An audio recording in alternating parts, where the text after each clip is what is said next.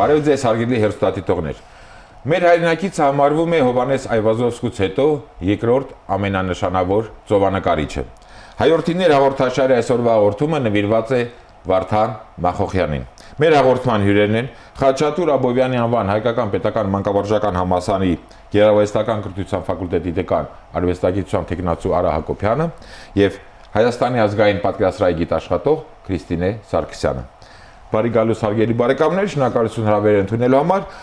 Այժմ դիտենք փոքրիկ ակնարկ նվիրված Վարդան Մախոխյանի կյանքի եւ գործունեությանը եւ շարունակենք մեր հաղորդումը։ Նշանավոր ծովանկարիչ Վարդան Մախոխյանը ծնվել է 1869 թվականի մայիսի 31-ին Տրապիզոնում։ Սովորել է Կարինի Սանասարյան վարժարանում։ 1891-ից 94 թվականներին Բերլինի Գեղարվեստի ակադեմիայում, ապա Ղրիմում կատարելագործվել Հովհաննես Այվազովսկու արվեստանոցում, ուսումնասիրել ծովի պատկերման նրա մեթոդը։ 1904 թվականին դարձել է Բերլինի արվեստագետների միության 12 հոգանոց խորհրդի անդամ, որի պատվավոր նախագահն էր Գերմանիայի կայսր Վիլհելմ II։ 1908-ից 11 թվականներին ստեղծագործել է Տրապիզոնում, 1911 թվականից Բերլինում, 1918 թվականից վերջնականապես հաստատվել է Ֆրանսիայի Նիս քաղաքում։ Մահացել է 1937 թվականի փետրվարի 10-ին։ Համարվում է Հովհաննես Այվազովսկուց հետո ամենանշանավոր ծովանկարիչը հայ նոր կերպարվեստում։ Ժամանակի ամենից շատ ցուցադրված նկարիչներից մեկն է։ Նկարները գնվել են աշխարհի շատ թանգարանների կողմից։ Ստեղծել է ծովային տեսարաններ եւ բնանկարներ։ Սփյուռքահայ արվեստագետներից առաջինը խորհրդային Հայաստանի նորաստեղծ պետական թանգարանին նվիրեց իր նկարները։ Պարգևատրվել է Ֆրանսիայի բարձրագույն պատվո լեգեոն շքանշանով։ Պարոն Հակոբյան, գրականության մեջ հանդիպեցի ֆրանսիացի հայտնի արվեստաբան կամ արվեստի քննադատ Լուի Բլանի հետևյալ ձևակերպմանը.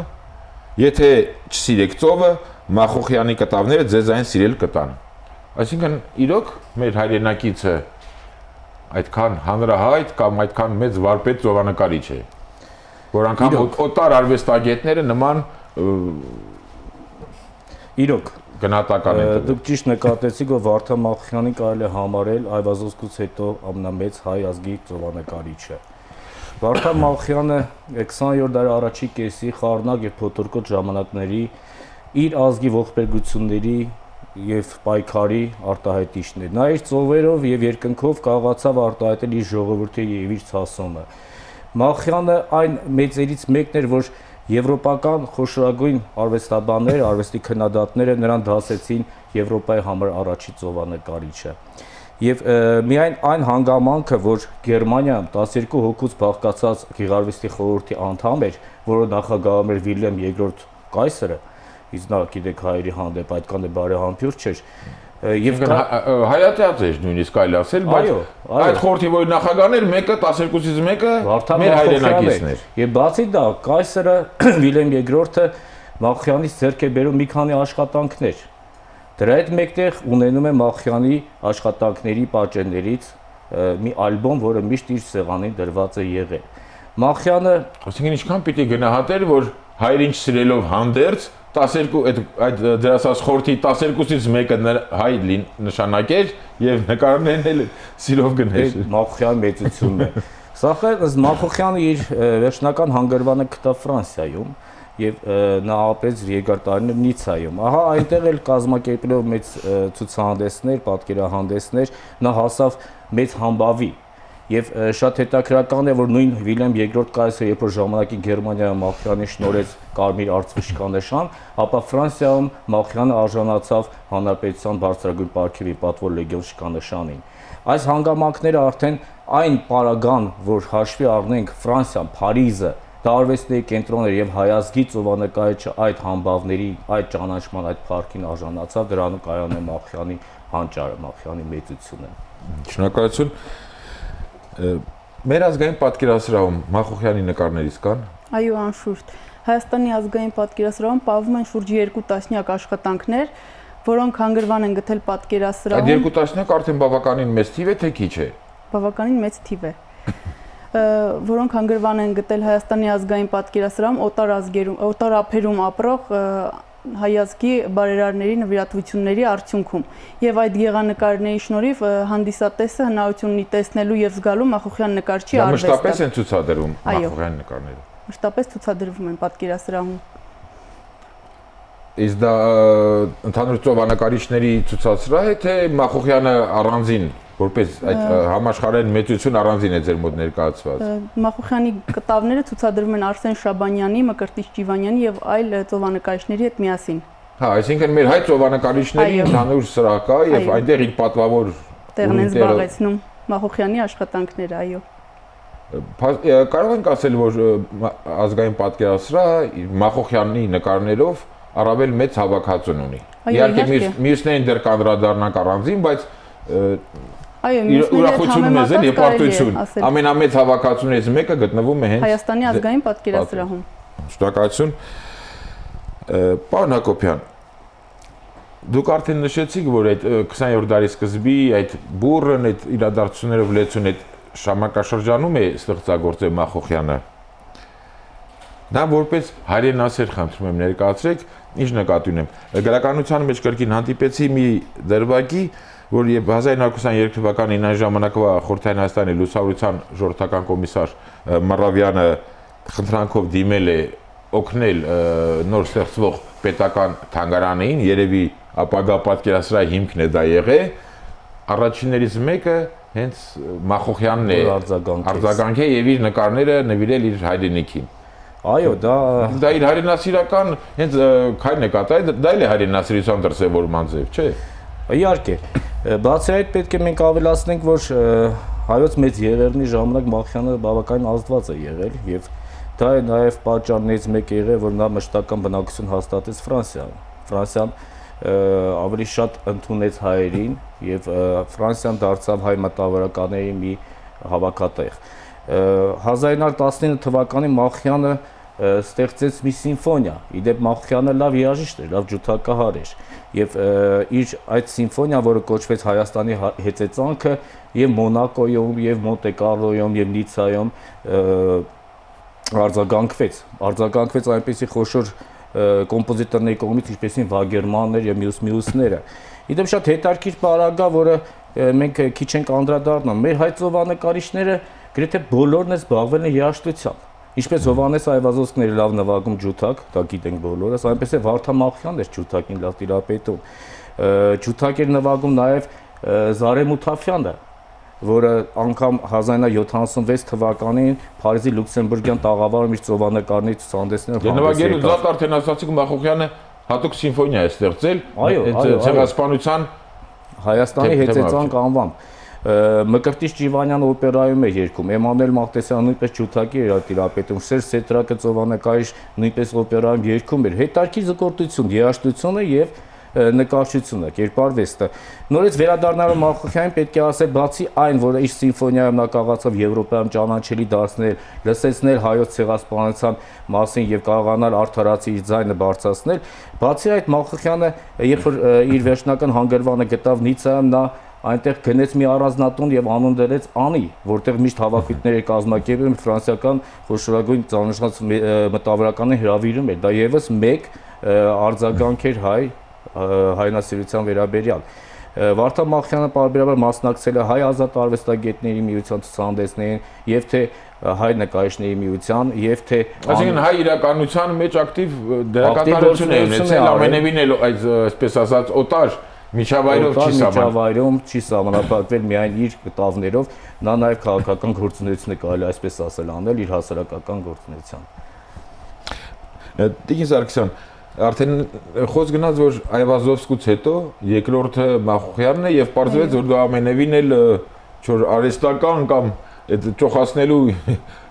պարագա չէ, հատկապես երբ օտարներն են շեշտել այդ պարագան, Այվազովսկի եւ Մախոխյան կապ եղել է արդյոք կամ ինչ կապ կա։ Ինչպես հայազգի նկարիչներ Վարդգես Սուրենյանցի, Արսեն Շաբանյանի, Էմանուել Մաղտեսյանի, Ջիվանյանի, այնպես էլ Վարդան Մախոխյանի արվեստը ձևավորվել է Հովհաննես Այվազովսկու անմիջական ազդեցությամբ։ Մախոխյանը այն երջանիկներից էր, ում բախտ է վիճակվել հանդիպել ծովի մեծ երգչին եւ դասեր առնել նրանից։ Դեռևս վաղ հասակից նրան գերել էին Այվազովսկու կտավները եւ վերջապես 1894 թվականին իր ծննդավայր Տրապիզոն վերադարձի ճանապարհին Թեոդոսիայում Մախոխյանը հյուրընկալվում է Հովհաննես Այվազովսկու տանը։ Ալեզարդ նկարիչը ջերմորեն հյուրընկալում է նրան իր հարկի տակ եւ տալիս նկարչական մի շարք խորհուրդներ։ Եվ այս հանդիպումը շրջադարձային եղավ եւ մեծ հետք թողեց Մախոխյանի ողջ արվեստի վրա։ Եվ Այվազովսկուց հետո այո նրան կարող ենք համարել նշանավոր հայ ծովանկարիչ։ Այդ հանդիպման ժամանակ այդ թվականին Մախոխյանը 25-ամյա, այսինքն նոր էր սկսել այսպես ասած ծովանկարչությամբ զբաղվել։ Այո։ Հա, դե հասկանալի է, որ այդ երիտասարդ սկսնակ նկարչի համար ինչ մեծ ոգևորության աղբյուր կարող է լինի Այվազովսկու նման այդ հսկային համաշխարհային հսկայի այդ հանդիպումը։ Այսինքն ոչ միայն այդ բուն հանդիպում, այլև կարող ենք ասել, որ Մախոխյանի այդ արվեստում, այդ ծովանկարներում նկատելի է Այվազովսկու ազդեցությունը։ Իհարկե կարող ենք ասել։ Դա ասենք ինչով է դրսևորվել, անգամ ակներև է։ Հենց ծովի պատկերումը։ Հա, այսինքն այդ ինչքան էլ ինքնատիպ է եղել Մախոխյանը, սակայն այդ ազդեցությունը Այվազովսկու զգացվում է նրա մոտ։ Պարոն Հակոբյան, ձեր սեղանին է այդ ալբոմը կամ պատկերագիրքը, աշխատություն ալբոմը։ Խնդրում եմ մեր հեռուստադիտողներին ներկայացնեք Վարդան Մախոխյան։ Սա ձեր խոնարհ ծառայի երկրորդ աշխատանքն է, նվիրված Վարդան Մախոխյանի առաջին հրատարակը։ Շապիկը խնդրում եմ մեր հեռուստադիտողները տեսնեն։ 2004 թվականին եւ սա հրատարակեց 2011 թվականին։ Գիտեք, արվեստագետի համար մեծ նշանակություն ունի իր անձնականը։ Մախոխյանը ցավոք ամուսնացած չէր եւ չունեցավ ժառանգներ։ Այս դեպքում շատ հեշտ է նկարչին կորցնելը։ Այն մեծ համբավի հասած նկարիչը, արվեստագետը Մախոխյանը, որ գրեթե գրավեց Եվրոպայի ուշադրությունը օտարության մեջ, իր մայից հետո շատ արագ մոռացան տրվեց։ Եվ շատ ժամանակ ժառանգները օգնում են, այստեղ ժառանգների պարագան չկար, բացակայում է Մախոխյանը, նորից եմ կրկնում, իջուներ երեխաներ։ Եվ Մախոխյանին վերհանել, Մախոխյանին հիշելու համար մեր պատգամն է, մեր պարտքն է արվեստաբաններից։ Իսկ ազգականներ կներկուներ, նա ուներ եղբայրներ, իդեպ նույնպես նշանավոր մարդիկ էին, ճիշտ է արվեստագիտության հետ կապ չունեին, բժիշկեր,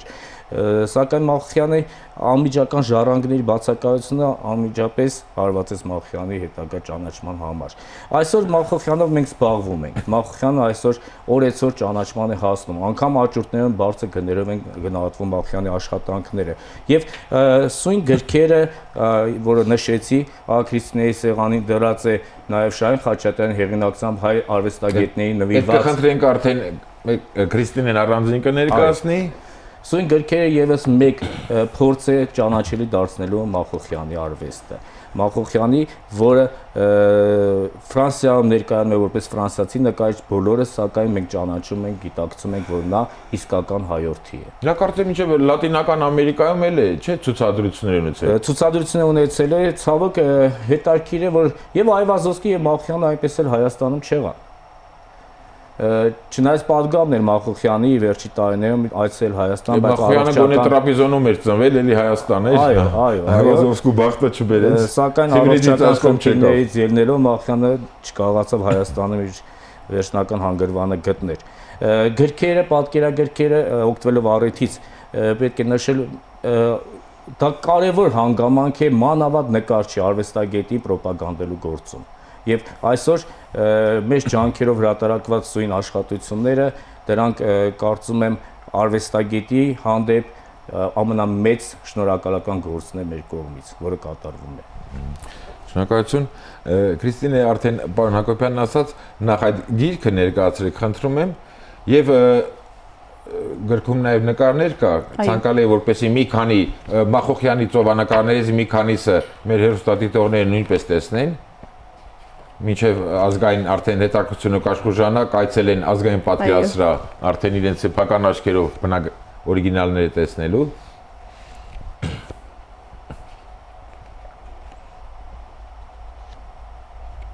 Պաստորեն Վարդան Մախոխյանի վերաբերյալ սեղանի վրա թերցողին միայն այս երկու Սեղանի վրա նկատի չունեմ մեր տաղավար ընդհանրապես, այս երկու աշխատանքներն են։ Այդքան արժևորելով հանդերձ քիչ բան է արված։ Ալբոմը ներկայացնեիք, դա հեղինակով է։ Սա Շահեն Խաչատրյանի հեղինակած ալբոմն է, Ճանաչիր եւ սիրիր շարքից 12-րդ հատորը։ Այստեղ ներկայացված են Մախոխյանի աշխատանքները, որոնք գտնվում են եւ Հայաստանի ազգային պատկերասրահում, ինչպես նաեւ Էջմիածնի Ռուբեն Սևակի թանգարանում։ Այդ հարցն է, ձեր պատկերասրահից բացի եւս որտեղ կան Մախոխյանի աշխատանքներ, թե մեր հանրապետությունում եթե կան եւ թե նաեւ դրսում Սփյուռքում կամ օտար երկրներում։ Մախոխյանի աշխատանքները սփռված են ամբողջ աշխարհով մեկ։ Բացի Հայաստանի ազգային պատկերասրահից Վարդան Մախոխյանի աշխատանքները գտնվում են Էջմիածնի Ռուբեն Սևակի թանգարանում, որոնք Ռուբեն Սևակի եղբոր որդու Հովհաննես Չիլինգիրյանի նվերն էր թանգարանին։ Աշխատանքներ կան նաեւ Էջմիածնի վեհարանում, ինչպես նաեւ Վենետիկի Մխիթարյան միաբանությունում, Նիցայի թանգարանում, Ֆրանսիայի, ԱՄՆ-ի, Բելգիայի, Լոնդոնի, Նիկոսիայի մասնավոր հավաքածուներում եւ այլ վայրերում։ Այսինքն ոչ միայն մեր իհարկե շատ ուրախանալի է, որ առաջ ներթին մեր ազգային կամ հայկական մշակութային այդ հիմնարկներում հաստատություններում է հավաքված եւ ցուցադրվում է, բայց նաեւ դրան զուգահեռ օտար պատկերասրահներ կամ օտար թանգարաններն են իրենց համար պատիվ համարում Մախոխյան ունենալ։ Հիմնականում մասնավոր հավաքածուներում օտար ափերում։ Մասնավոր, ոչ այդ մասնավորի վատն է նաեւ որ հանրությունը հնարավորություն չի ունենում այցելել կամ տեսնել։ Կենթանության օրոք Մախոխյանին համարում են կամ ճանաչում են որպես ամենից իր ժամանակաշրջանի ամենից շատ ցուցադրված կամ ցուցադրվող նկարիչներից մեկը։ Իսկ արդեն մեր օրերում Մախոխյանի աշխատանքների ցուցադրություն կամ միասնական ցուցադրություն, ասացիք մեր հանրապետությունում մի քանի տեղ կան։ Միասնական ինչ-որ ցուցադրություն կազմակերպել, որպեսզի ավելի մեծ ուշադրության արժանանա կամ գնահատանքի։ Նման բաներ լինում են կամ նախատեսվում են։ Դեռ չի եղել։ Հետագայում չգիտենք ինչպես կլինի, մինչ այժմ չի եղել միասնական ցուցադրություն։ Գիտեք, Էջմիածնի վեհարանում պահվում է 8 աշխատանք Վարդան Մախոխյանից։ Գից գտնվում է Ռուբեն Սևակի թանգարանում, Քրիստիան ասեց, որտեղ շուրջ 20 աշխատանք։ Ահա մոտ 30-ին հասնող աշխատանքները դա կարծում եմ ամբողջական պատկերացում է կարելի արդեն նկարչի մասին։ Բերել միասնական միտեղ ներկայացնել դա ճիշտ չէ։ Դա ճիշտ չէ։ Մշտական չէ։ Ասենք թեկուզ մեկ շաբաթ նույն ազգային պատկերասրահում կամ Էջմիածնում բոլոր աշխատանքները մի շաբաթ գոնե ցուցադրվի, որպեսզի քաղաքացին հնարավորություն ունենա այդ բոլոր այդ 40-50 նկարը, ծովանկարը իմի բերված այդ ամենին ականատես լինի եւ ամբողջական պատկերացում։ Քրիստինան աշխատում է Հայաստանի ազգային պատկերասրահում, ես խորհուրդ կտայի Այվազովսկու երկարամյակի հետ կապված միջոցառումներին շարունակի նաեւ այ պարոն Ավակի ասած այդ առաջարկը շարունակի Մախոխյանի ցուցադրությունը, ապա Շաբանյանի, թող տարին նվիրվի ծովանկարիչներին։ Քրիստինեն պիտի խնդրենք, որպեսզի նաեւ Մախոխյանին իր գիտական հետաքրքրությունը շրջանական գրքի ավելի Հովանո ներքո վերցնի, միայն այդ Այվազովսկով չսահմանափակվի, իհարկե Այվազովսկին անսպար նյութ է տալիս, սակայն Վարդան Մախոխյանն էլ միանգամայն արժանի ուշադրության։ Հարգելի բարեկամներ, կրկին շնորհակալություն հաղորդմանը մասնակցելու ձեր պատրաստակամության համար։ Այսօր ձեր օգնությամբ մեր հայրենակիցներին ներկայացրեցինք ցավոք առայժմ ոչ այն ճանաչմանը արժանացած ինչպես Հովհաննես Այվազովսկին է, սակայն ժամանակին ողջ Եվրոպայում մինչև Լատինական Ամերիկա, մինչև Ռուսաստան մեծ համբավ ունեցող մի քանի տասնյակ միջազգային ցուցադրությունների հեղինակ Հովհաննես Այվազովսկուց հետո իսկապես երկրորդ ծովանկարիչ աշխարհում համարվող Վարդան Մախոխյանին։ Հարգելի հեռուստադիտողներ, Հայորդիներ հաղորդաշարի այսօրվա հաղորդումը նվիրված էր նշանավոր ծովանկարիչ Վարդան Մախոխյանին։ Առաջին այսքանը ճանաչենք Հայորդիներին։